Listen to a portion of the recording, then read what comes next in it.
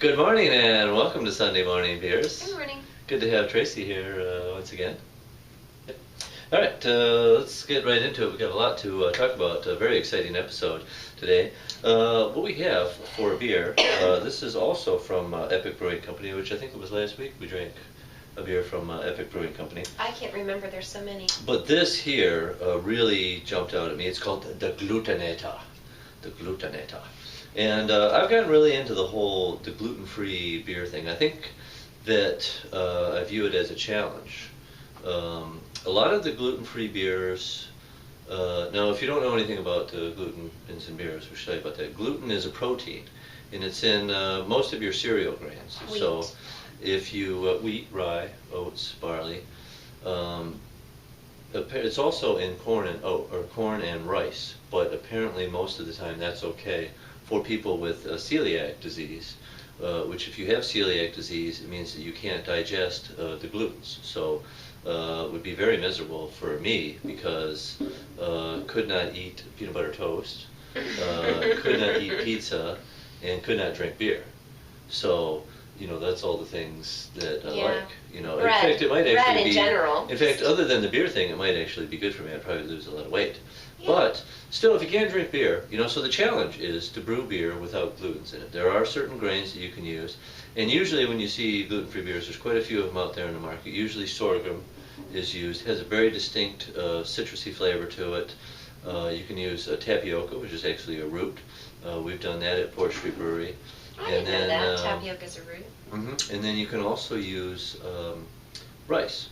So you'll see us doing that sake at the brewery quite a bit. So you can drink sake.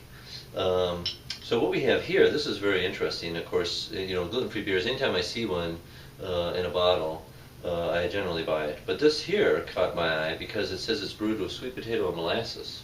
So is the sweet potato like a sugar?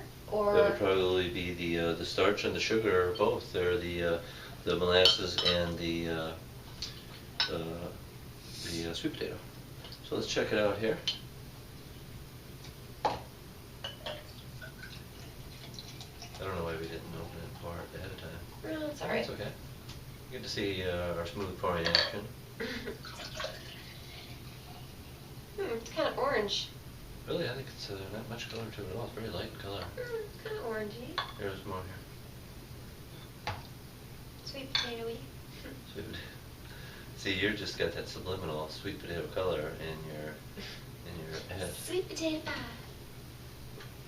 A little drippy there. Okay, yeah, it's actually not a lot of color to it. It's about as blonde can be, and very, very clear. I'm kind of surprised how clear it is. It has kind of a sweet smell to it. It smells like a Belgian spicy. beer. A little spicy, huh?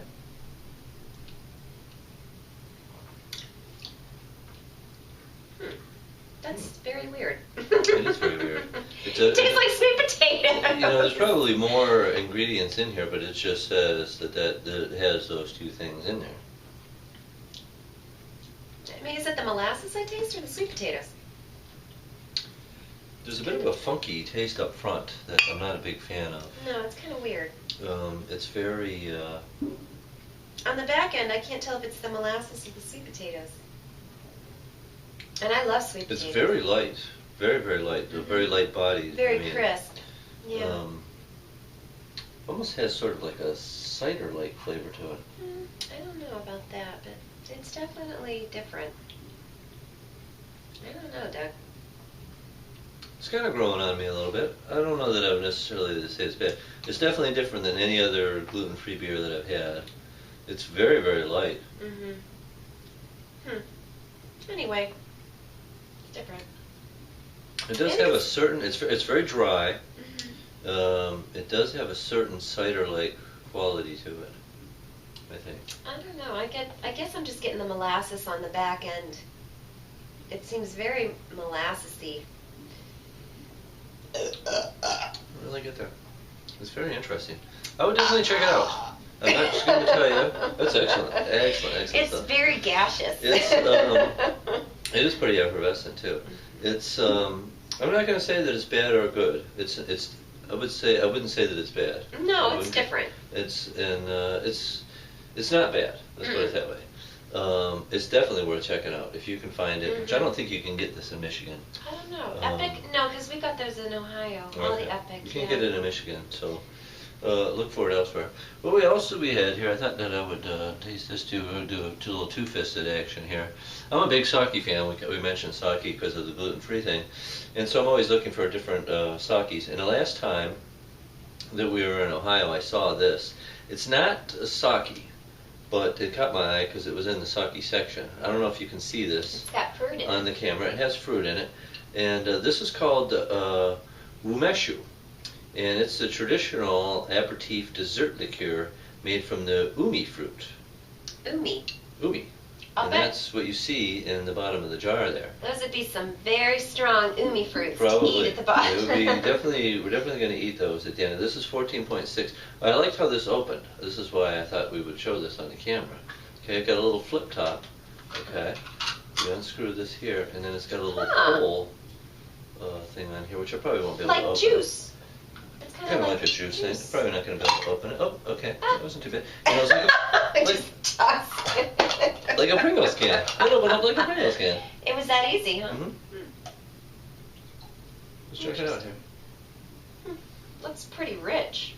It smells really good. It's... what would you say that smells like? An umi fruit. I was going to say, well, if you blindfolded me, I'd pick that out as umi fruit. Because I've never smelled anything quite like that. It's fruity, but I would never identify the fruit for sure. It smells like honey. A little bit like honey and floral. Kind of floral, too. Yeah.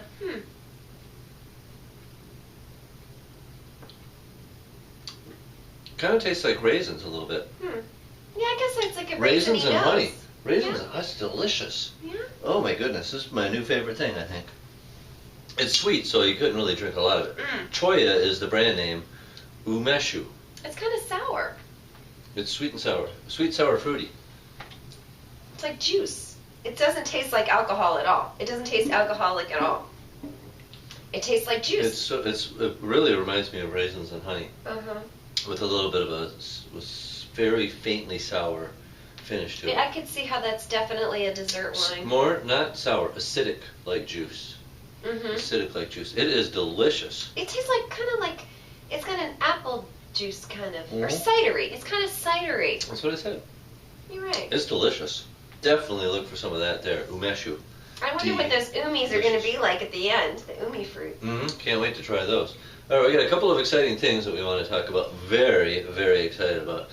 Soon, my sleep deprivation, a lack of time to sleep, might be coming to an end. We are keeping our fingers crossed. And we're saying lots of prayers. Yes, as I have some help at the brewery. Woohoo! Finally, we're very excited to welcome aboard Brian, who's going to be helping me run the whole place. He's going to be managing the dining room, trying to crack the whip in the kitchen, and maybe show some people how to cook back there.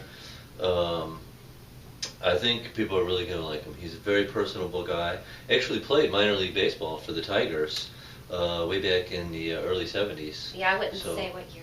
You know what? He probably was say that. It was a long time. It was quite a while ago. It was quite a while ago, but he is a really nice guy. He's got a great personality. I think you'll really like him. We're really excited about that. And then we mentioned the exciting new addition in the kitchen.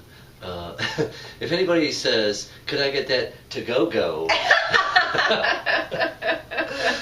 we won't know how to take that. Yeah. Can I get that burger to-go-go? That'll be our new thing. And we'll just leave it at that with the new addition in the kitchen.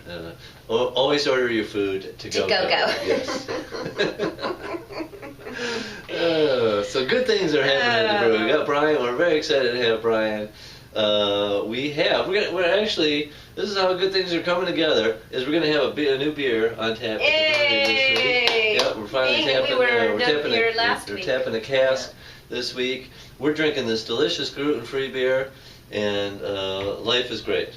We're going to drink both of these two things right here, and then I'm going to get to the brewery, and I am going to see you there. Doug's going to go to the brewery. Yes, I am going to go to the brewery. Cheers.